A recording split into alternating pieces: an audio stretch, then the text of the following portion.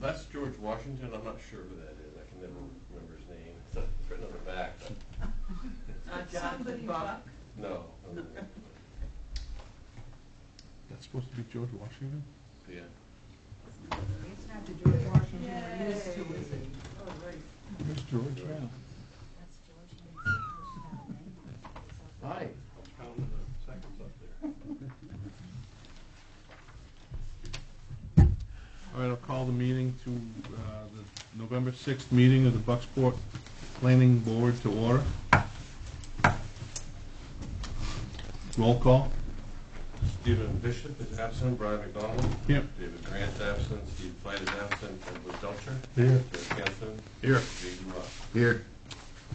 Review and acceptance of minutes of the October 18th, 2018 special meeting. Move they be accepted as drafted. Second. Any discussion? All in favor?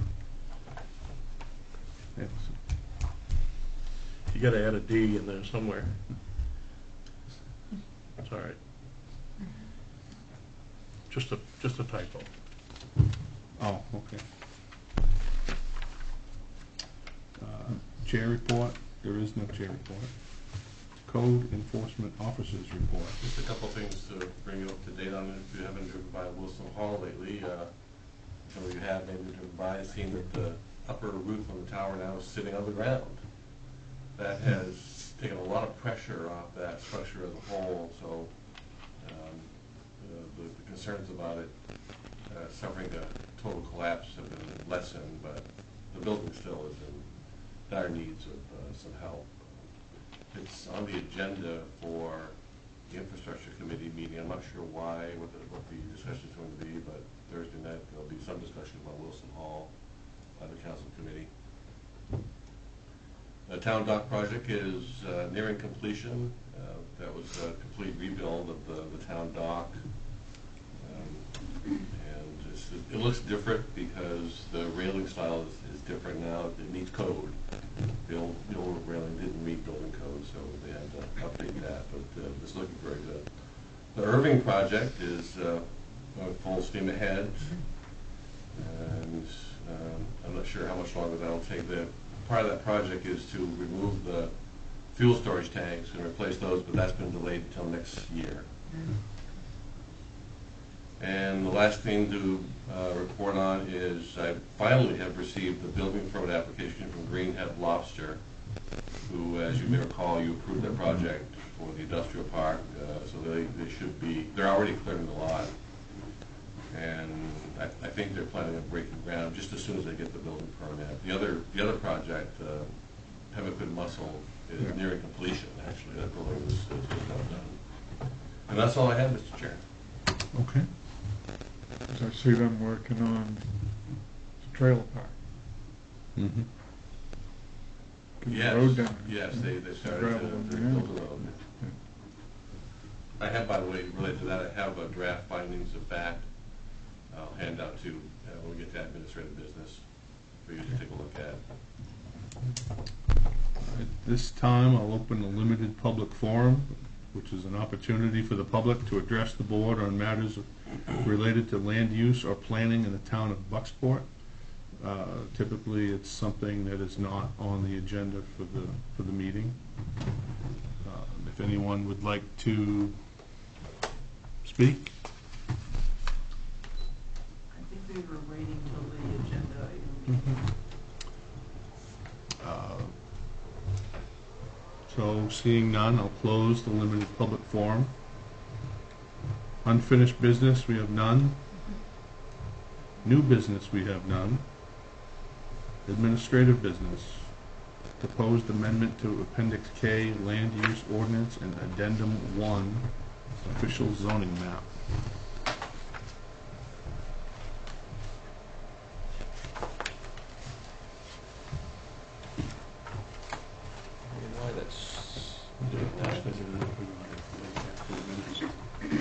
No, you didn't. Right.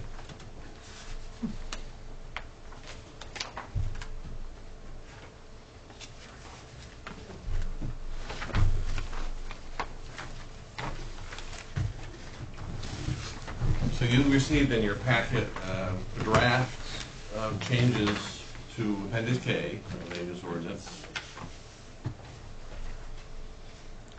And just give me a second here to get my copy out. One of the biggest changes is dealing with rezoning of resource protection zones, but we'll talk about that in a minute. First, I want to get to the change, which I think is why we have such a large audience here tonight, which is the resource accessibility. I'm gonna open this up so we can look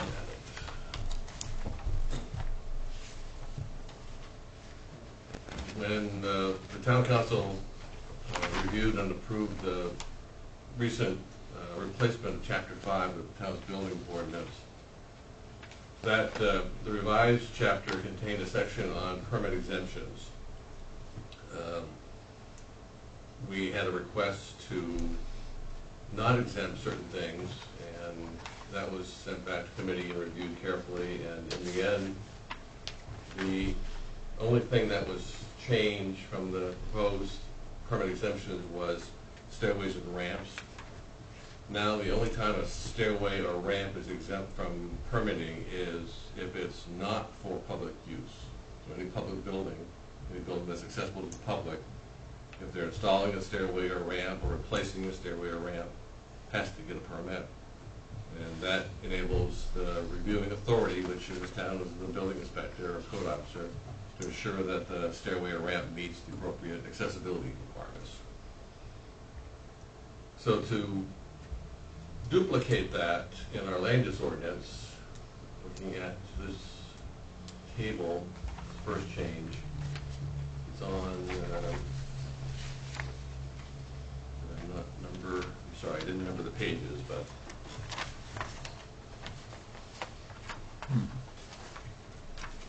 it's the third page in. There's a land use category called accessory land uses, and among those includes decks, porches, stairs, and ramps. And you can see the changes, first of all, include the deletion of a note, A12, and that's deleted in every column that pertains to a shoreline zone. Currently, if you're in a shoreline zone, it says that you do not have to get a permit if the stairway has no landing or has a landing that's not larger than 16 square feet, and you do not need a permit if the installation of a ramp is no larger than 16 square feet. I'm suggesting we just delete all that language and require a permit and land use review for any stairway or any ramp that goes in a shoreline district. The other change is again in the footnotes, note A10. It currently reads the installation of stairs and ramps is not subject to review or approval.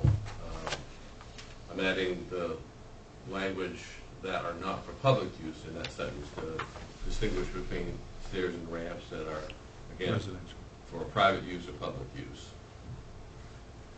So in other words, in any zoning district in the town of Bucksport, if you recommend this change and the town council accepts it, there'll be a permit required for a stairway or ramp that is for public use, new or replacement. So in the chart, where the table, where A12 is deleted, are we gonna put A10? No, there'll be no need for a footnote because it simply says that L1 means it's subject to CEO review, Okay. wherever it is. So there's no need for a footnote. And that, again, that's for public or private use, because in the shoreline zone it matters. In fact, DEP, I think, would insist that we require a permit for stairways and ramps in the shoreline zone. Okay. So there's no need for a footnote there. A10 is the footnote that clarifies that you just need to review if it's a stairway or ramp for public use. Okay. Then the next change that deals with accessibility, I'll skip through here, is a new standard that's added to section 12, and specifically the section that deals with public safety standards. And it's formatted just like all the other standards in this section, starting out with an objective. And the objective is to ensure the accessibility of public facilities. And I'll just read this, I guess. Section 1229.1, new site improvements and alterations to existing site improvements, including but not limited to parking lots, sidewalks, stairways, ramps, and accessible routes to buildings and structures, must comply with applicable accessibility requirements identified in the main Uniform Building and Energy Code. Section 1229.2, new public buildings and structures and alterations to existing public buildings and structures must comply with the applicable accessibility requirements identified in the main Uniform Building and Energy Code. 1229.3, the reviewing authority may require secondary documentation prepared by a qualified professional to verify compliance with applicable accessibility requirements. Plans must be submitted for any project subject to barrier-free certification by the State Fire Marshal's Office. So what this section does essentially is when you get an application for a site plan, say the ones, for example, that you just reviewed in the industrial park, Pembroke Bustle and Greenhead Lobster, they had parking lots in both of those site plans, and they had accessible routes from the parking lots to the buildings. Those sorts of things will be reviewed by the planning board under section 1229.1. 1229.2 involves essentially the interior of the buildings. Whatever accessibility requirements pertaining to the interior of the building would be reviewed by the code officer, because you don't get a building plan, you don't get a floor plan to review when the applicant comes to you just for a site plan review. The site plan shows the location of the building, but does not have any interior details. That comes when they apply for a building permit through my office.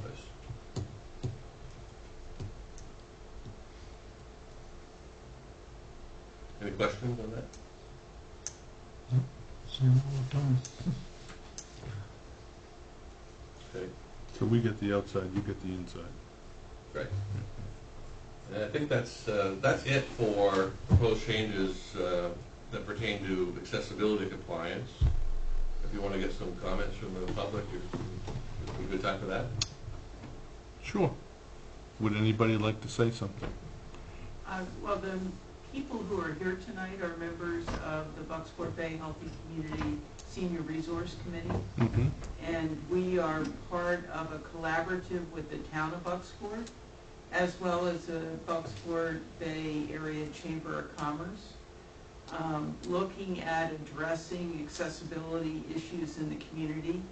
And this collaborative has been going on, I think, since 2014. Is that correct, Pearl? And so you may have heard about, trying the various programs of keeping the business district walkways clear of ice and snow in the winter. There have been sidewalk renovations that have been made so walkability is safer, and numerous other improvements that have been done by the town, as well as the businesses in town. The town developed a grant program for businesses to help defray the costs of adding a ramp or adding railings in order to step up into a business. And you may have noticed those at a variety of businesses. And so these are some of the improvements that have been supported by both the town, chamber members, local businesses, to really make sure that everybody has access to basic services, banking, pharmacy, churches, public facilities, so that they will be able to utilize those services and businesses. And that's really the goal of what the committee has been working on. And so these recommended revisions in our regulatory codes for the town are part of a larger discussion that we had with the town council. And as a result of that discussion, these further changes were, as Jeff mentioned, recommended to be included. And we hope you will support this. Okay.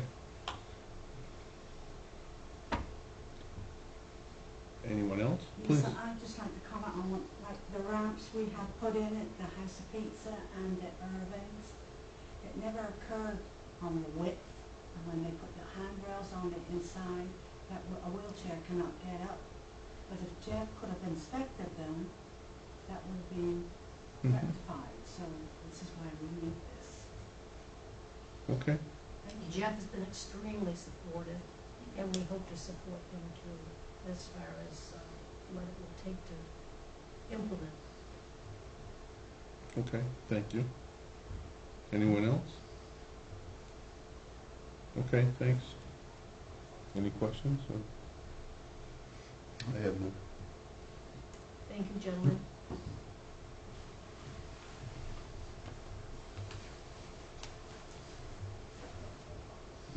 We can continue, or we can give you a couple minutes to You're up. quietly clear out if you want to go, or you Are want you to... going to vote on it tonight, or?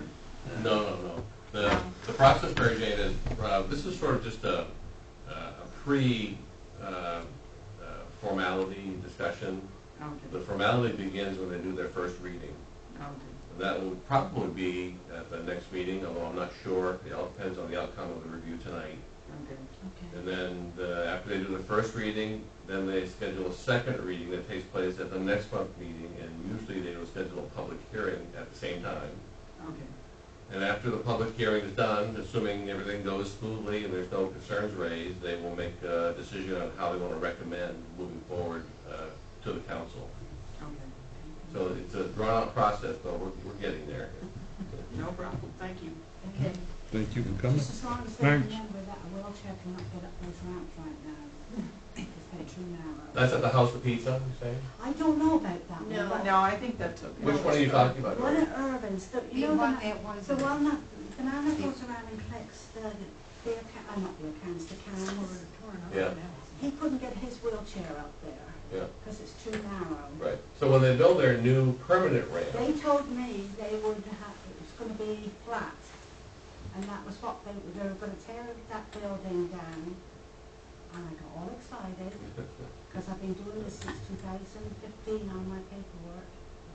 And I don't see anything they're doing there to bring that building down. I don't think they are doing that. No, I'm glad I didn't send them a thank you card though. I was in the building today to do an inspection, and I can assure you they're not I'm tearing gonna it call down. her back then, yeah.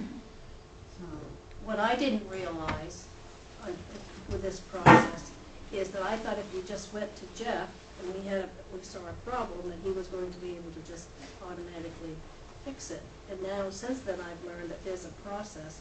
So unless it's in the code or it's approved, then Jeff really, his hands are tied. So really hoping that you will approve this one.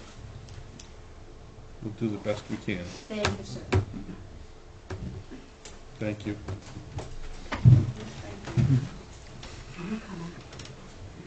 So the other major change that this draft includes is changing the resource protection areas that we were forced to put into RP back in 2009, changing them back to limited residential. And part of that process includes addressing language in the ordinance. So for the description of a resource protection shoreline overlay district, I'm suggesting that we delete everything in there and go back to the basic languages in the DEP guidelines. So what the guidelines say for an RPO district is an area within 250 feet of any shoreline in which development would adversely affect water quality, productive habitat, biological ecosystems, or scenic and natural values, this district shall include the following areas. This is where it gets specific to Bucksport's ordinance. This district shall include the following areas, except as otherwise identified in section 7112.2 and 7112.3. So we're deleting all references to the various water bodies in Bucksport. I think it's not going to do any harm to do that, and it's going to make it easier to determine if a water body needs to be protected with RP or something less restrictive, if we don't bother trying to identify these water bodies in the definition of the district in the first place. We know they're there, we know the names of these water bodies, but I don't think we need to reference them in the code.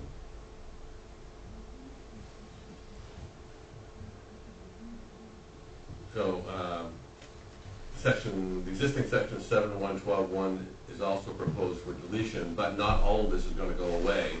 It's going to be reorganized, again, to be consistent with the DEP guidelines. So, don't think that all this language is going away, except for paragraph 2. That one will be deleted in its entirety because that one relates to waterfowl and wadebird habitat. That's an optional standard that DEP says you can have, but you don't have to have. That's the one that required us to put all these areas in RP in the first place. Because they're identified, these areas were identified by inland fisheries and wildlife as a moderate to high value habitat for these species. Now they reverse that. So you scroll down to the next page. This is the reformatted language, and paragraphs 1, 2, 3, 4 are verbatim from the DEP guidelines. This is what they say constitutes an RP district. Section 7112.1 is Bucksport specific standards. The town of Bucksport has the following districting guideline for the establishment of a resource protection overlay district. Number 1, land areas surrounding Silver Lake, the town's public water supply, except any developed area that was in existence before December 10th, 2009. That's new language. The exception is new language. And the date references the date that our current land use ordinance was adopted, December 10th, 2009. On that date, the land use ordinance that was adopted in 1995 was repealed and replaced with this ordinance. This ordinance has been amended a few times since then, but the original adoption date of this ordinance is that date. So if you had a developed area before that date, then and it's say adjacent to Silver Lake, it would not need to be an RP because it's an existing developed area.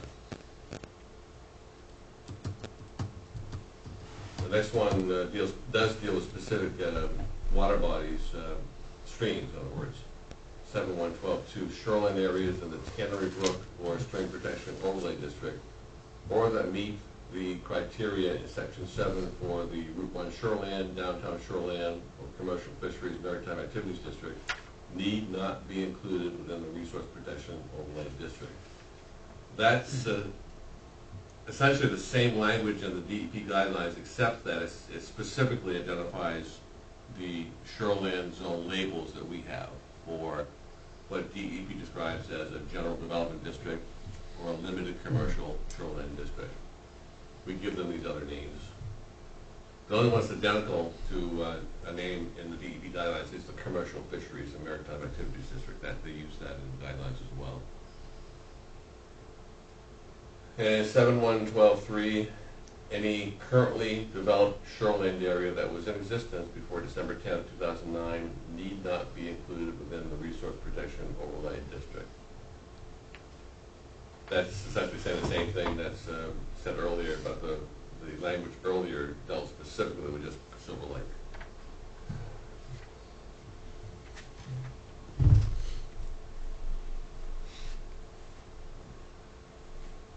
Any questions about that? Okay. So the next page is the table that we've already talked about, fairways and ramps. On the next page is, it it gets away from the RP and talks about small sawmill facilities. Before we do that, though, I want to stick with RP for a minute.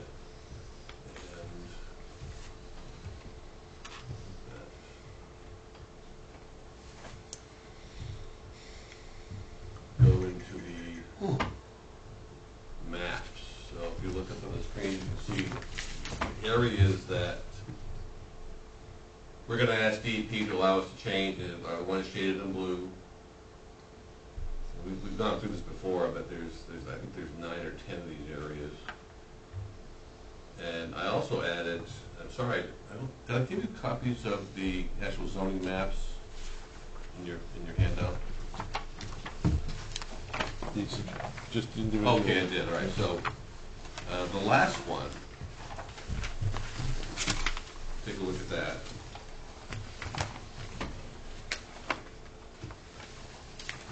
There's a proposal to change the remainder of a lot from RPO to LRPO. That's down in this area here. That's the lot that's owned by, what's her name then? Nason, Lorna Nason. And part of her lot, the part that's developed, that has her house and her lawn and landscaped area, is in what we identify as a limited resource protection overlay district. The only difference between a limited resource protection overlay district and a resource protection overlay district is that one-family dwellings are allowed without restriction. And we're only using the limited resource protection overlay district for properties that were originally in RP back when our zoning maps were first adopted in the 90s. But they were developed. And another example is the Kenny Drive off Route 15. That is a subdivision, and the houses in there were originally put in RP, which made it very difficult for people to do things on their property. So we came up with this limited resource protection overlay district, and DEP accepted it, and we changed the zone for those lots to that district. So now it makes it a lot easier for them to develop those lots without having to worry about the very strict restrictions that resource protection provides. So this one here is essentially asking DEP to allow us to do the same thing to this lot, put the whole lot in LRPO. I don't know if that's going to help her predicament because her property is completely in the flood zone. And if she wants to take it out of the flood zone, she has to do the work herself. She has to hire a surveyor and do all the documentation. And she started that process once, but for some reason ran into a roadblock. I don't know what happened, but anyway, it never came to be. But at least we could try to get her property in one zoning district instead of two. That's the proposal. That, along with the other areas that were put in RP back in 2009, is all we're doing.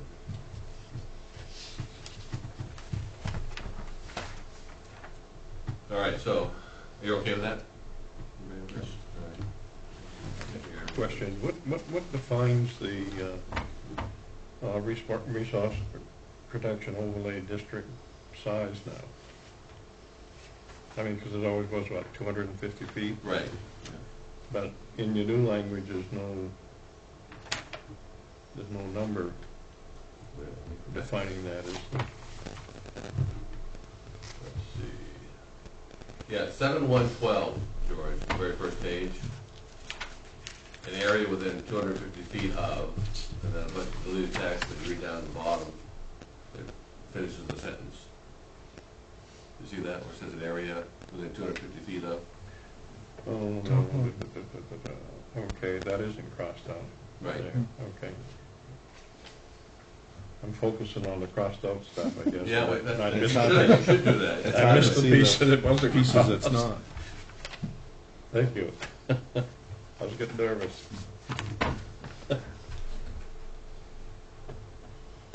All right, so that wraps up the resource protection changes. Now we're into small sawmill facilities. And I wish Steve Fight was here because he is advocating for some strict noise regulations. He handed out a Yeah. example of something in the last meeting. I haven't included anything other than referencing our current noise standards that we already have, that any commercial land use is subject to compliance with. So He did mention that, he called me tonight to say he wasn't coming, and he did mention that he wanted to be here to discuss that and hoped he could still discuss it at the next meeting, so. We're not really voting on anything for Yep. some time, it's probably not too late, right? There's nothing pressing to have this Correct. move forward in a rapid manner. We can take our time with it. His concern was, and I don't want to put words in his mouth, but he didn't want to have like a table of distances versus decibels, and he seemed to think he's got a more straightforward. I think this is really straightforward, but Yeah, there's no, remember last time I came to you asking you how far away you wanted these, and you didn't like that idea, so that's not in this now. Yeah. It just references decibel limits. So I told him I would mention it, and I don't recall, like I said, it's difficult to hear him on his phone, but he'll have that with him the next time. So whatever he has, he'll have it to discuss. Get your mic closer, I'm not sure he's picking you up very well. Notice it you're way off. So what I have here is where they might be allowed, C2, C3, the ID, IDO, Route 15 residential commercial, and R1 and R2 districts. And a note J8, and that note just simply says that small sawmill facilities are subject to compliance with section 12.18 noise.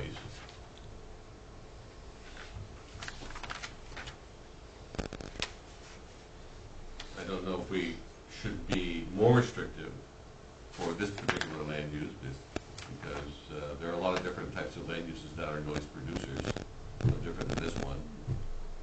And right now, we're just expecting them to comply with that section 1218. Well, I don't know that anything we do could solve any issue. Deal with it as they arise, I guess.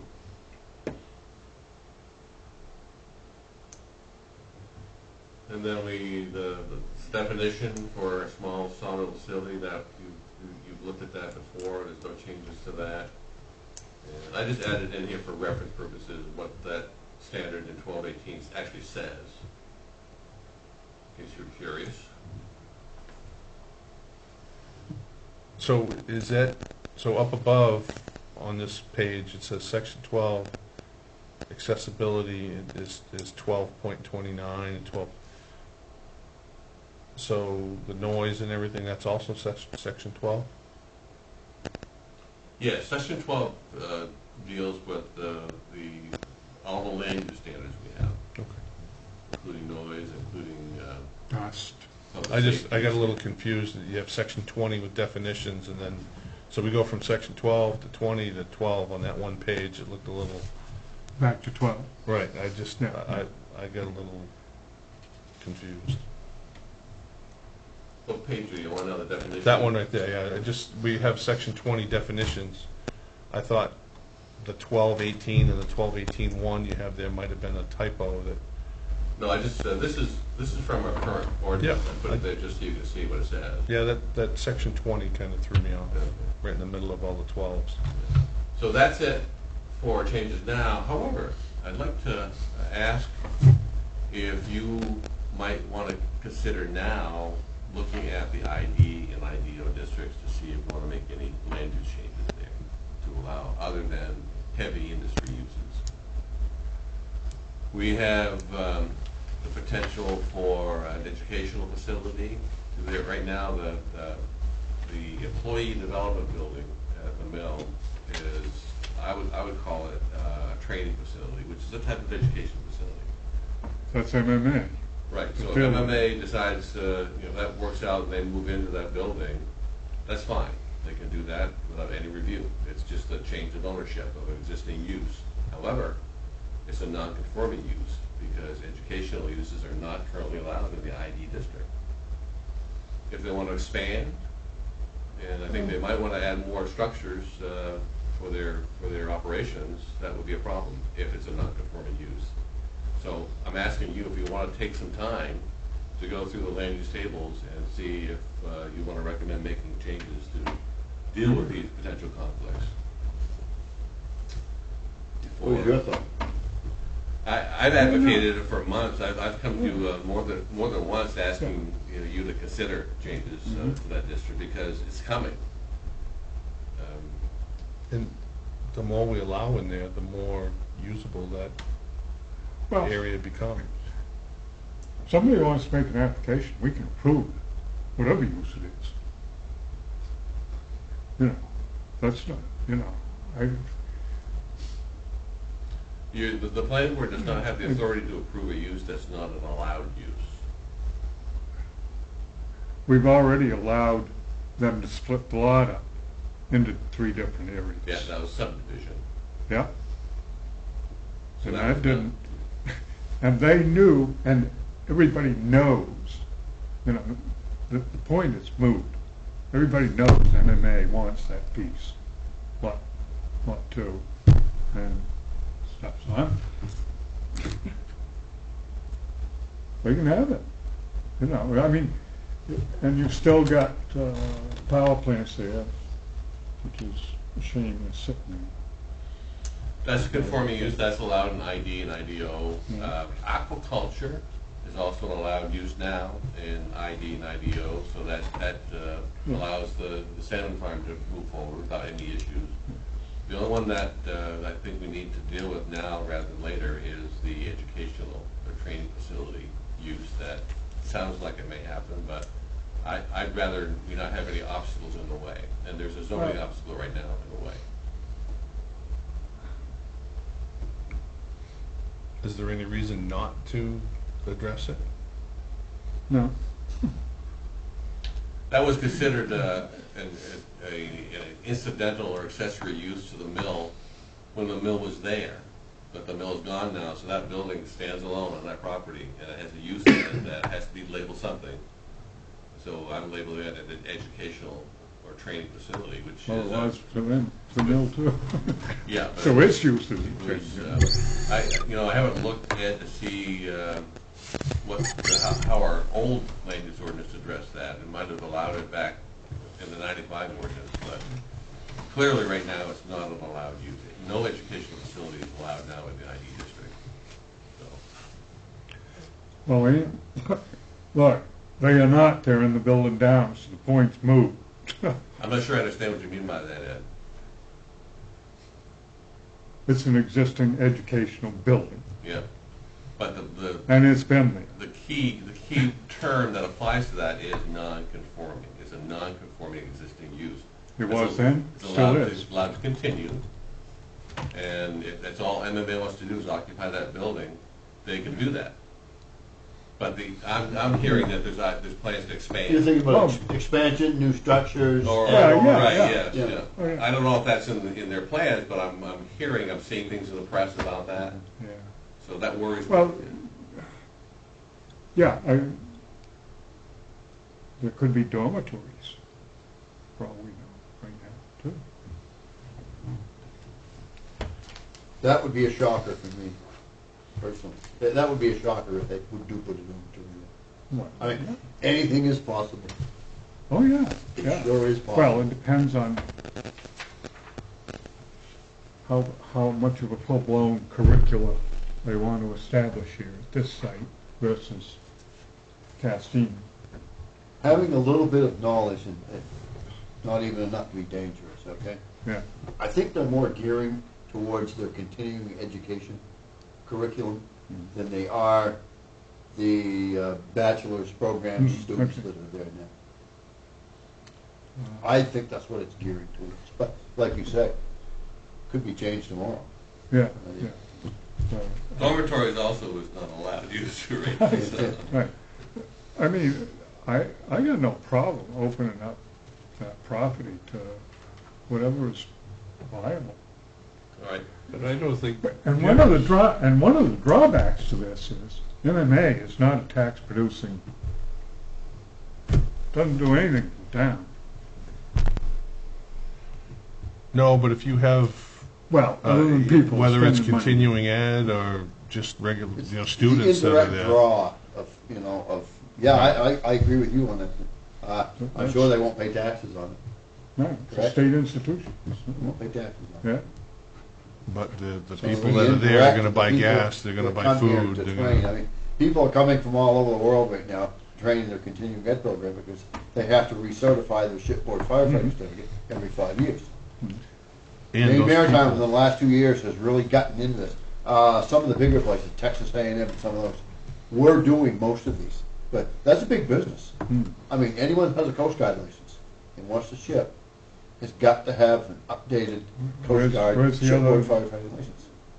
is Baltimore another area that has maritime school, I think. There's only 5 there that I'm aware of. The in SUNY, the there's state. Texas. You got New York, Texas A&M, you got Cal Maritime, Merchant Marine Academy, Merchant Marines. I think that's Kings Point.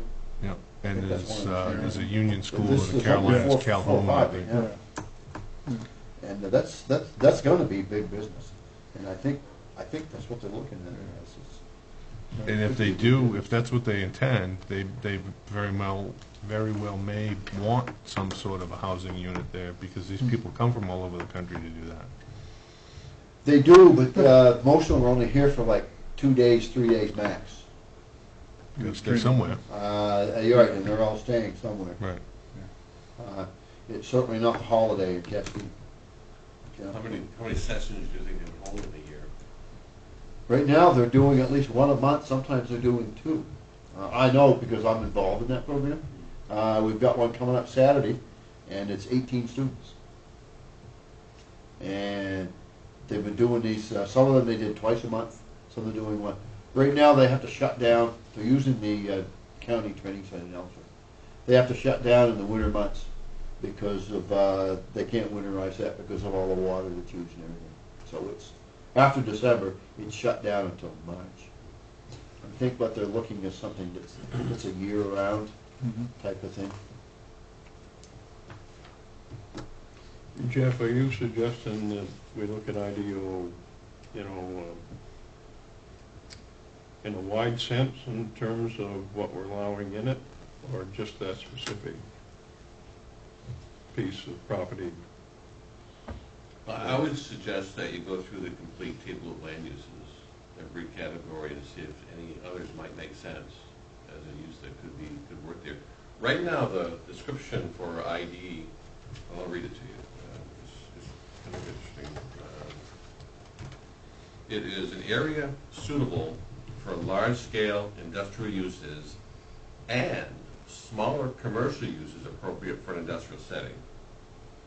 So that's what you should be using as a yardstick to measure whether or not a use that's not allowed now is a commercial use that's appropriate for an industrial setting. Of course, the other thing that you might want to look at doing is doing a sweeping change. As I said, right now we call the industry development district an area suitable for large-scale industrial uses. Is there a chance we're going to have another large-scale, like a paper mill, industrial use on that property or anywhere in the ID district? If there isn't, if the chances are slim, why are we calling it an industry district? Would another label make more sense? Would that potential salmon farm be considered It's large industrial? Aquaculture, and I would think that would be, You know, I mean, if you're talking paper mill, steel mill, it's a relatively passive industry. Fish growing, yeah, that's a production land use, and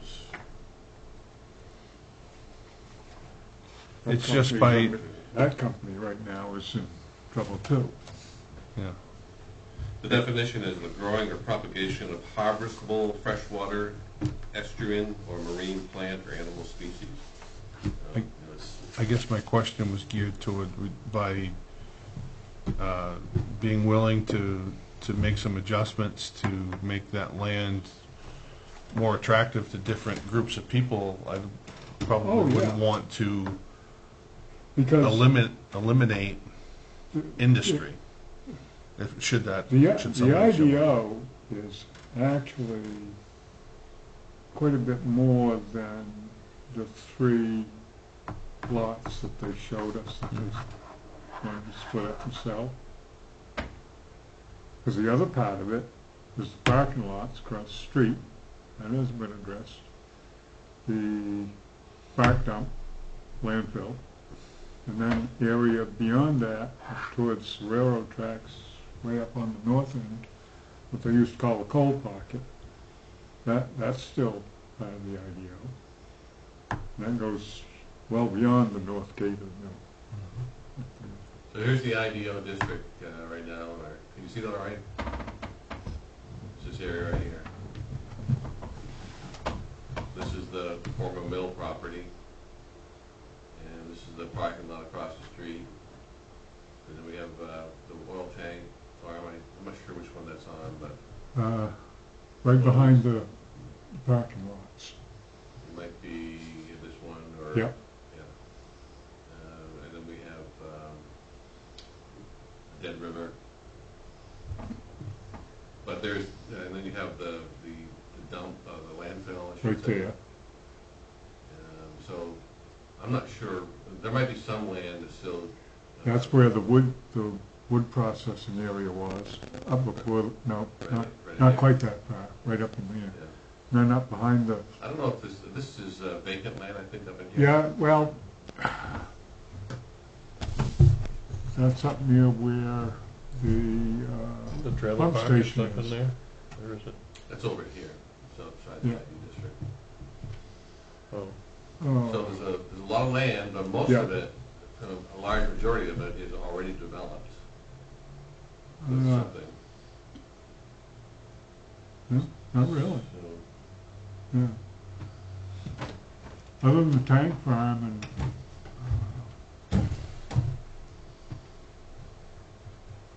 not really.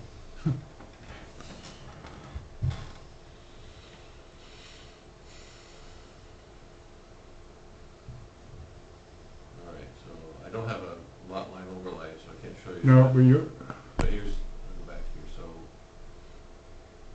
so you're talking up in here, George, up in, Yeah.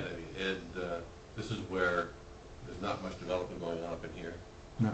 Once you get south of that though, you've got, this is the wood yard, the landfill, Yeah, tank farm, and all uh, this business here, and of course the mill site here, so the chances of another large-scale industry finding a place in the district is probably pretty slim. well, you've got that power line that's cruising across the property diagonally there. Right there. Yeah. That's wide open land up in there. But Getting to it might be an issue. well, they build roads all the time. That's easier said than done sometimes. And of course you have, look what you have right next to it, our public water supply. Yeah.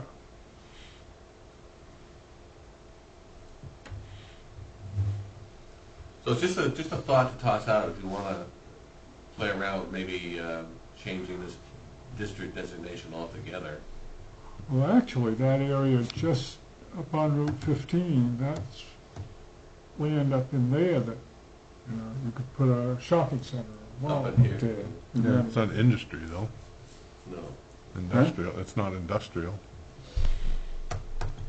No, you can, but it's the only area that large retail is allowed, Hmm. is along that corridor.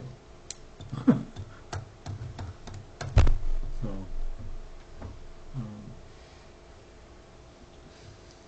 I think we should be open to yeah, making some changes, be proactive instead of reactive.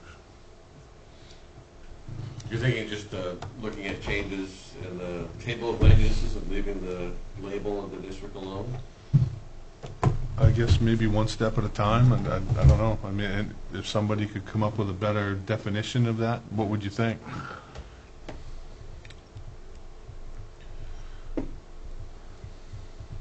Well, you still have. Well, I'd take the word industrial out, maybe, and just put business. You the, have, I mean, how much more flexible is it if the word industrial was taken under? Would it be extremely more flexible, Jeff?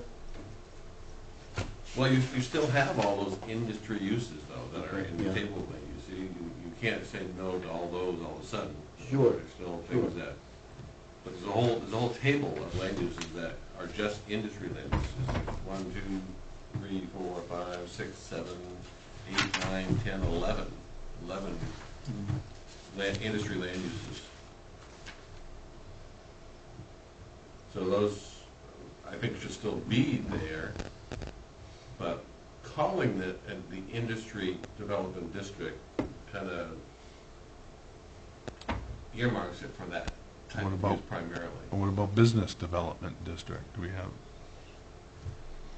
commercial business development district?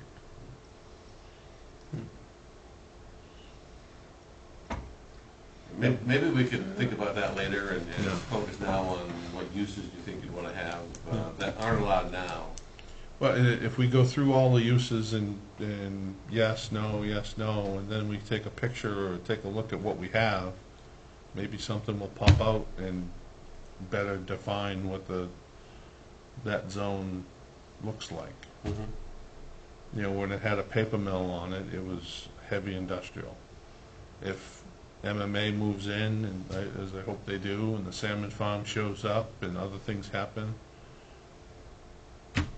maybe it's not heavy industrial anymore. Maybe it's some more business. Yeah.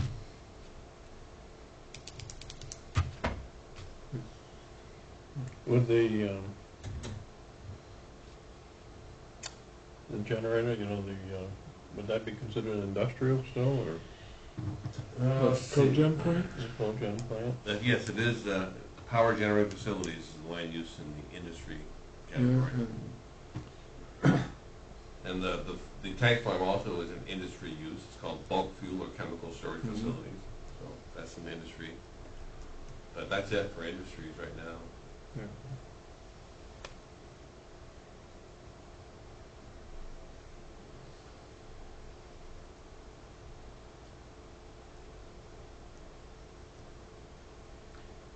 Trying to think of some other name for those types of industry, but it's,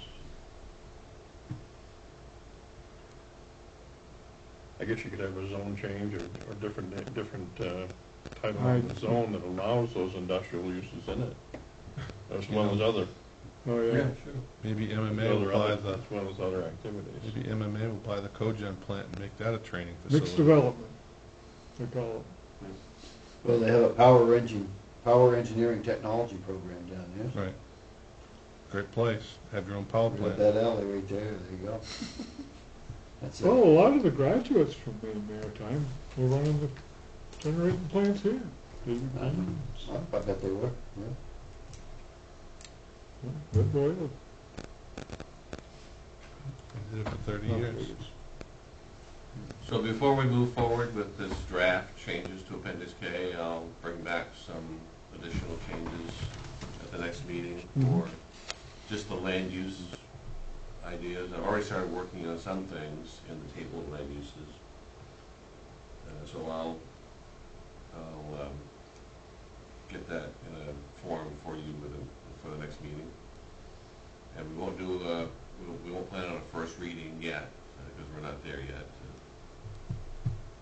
Now that I know you're interested in considering changes in the industry district, so. Do you happen to know if, I mean, they're continuing to demo here.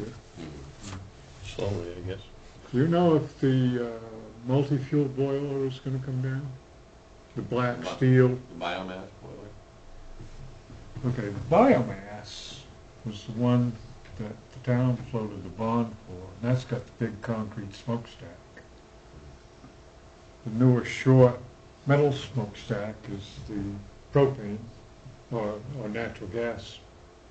Well, can be diesel fuel. It's a dual fuel generator.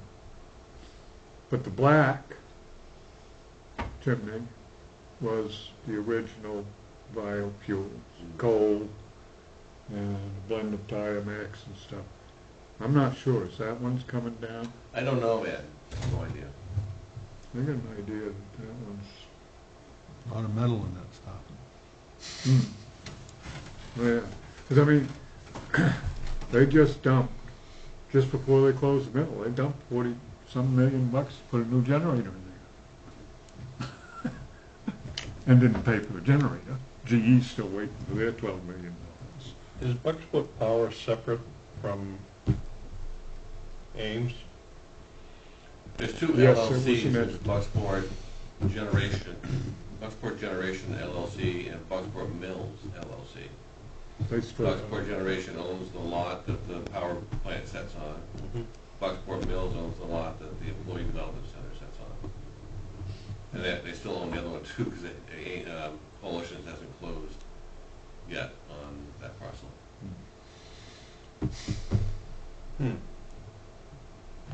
did the church close on No, that piece yet? nope, they have not. I'm not sure when that's gonna happen. Now, tomorrow night, what do they call that group again?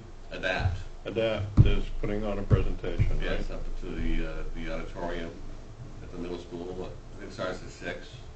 I think so. So they have a final plan, and this is a formal presentation to the public of their ideas about how this area should be redeveloped. This one was kind of led by the group in Bangor, right? East Main East Main Development. Development.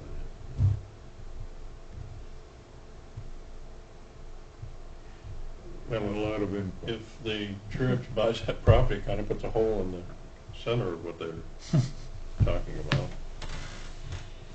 Yeah, I don't think that's what they anticipated that site to be used for. But they're still moving ahead. Well, a use is a use, so better than, Trying to make that meeting. That sounds like it might be kind of I wish I could. interesting. So our homework is trying to come up with a name for the district of industrial. Do we have anything else under administrative business? Okay. Yeah. Come up with a catchy name that we can set out there for marketing for Bucksport. Bucksport Future.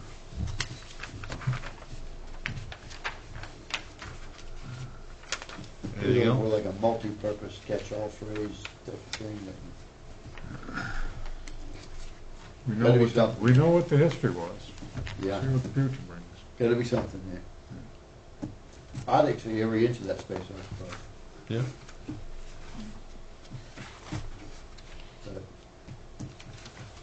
fortunately.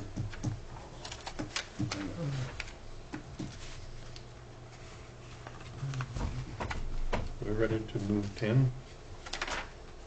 That'd be great. Make a motion for adjournment. Second. All in favor?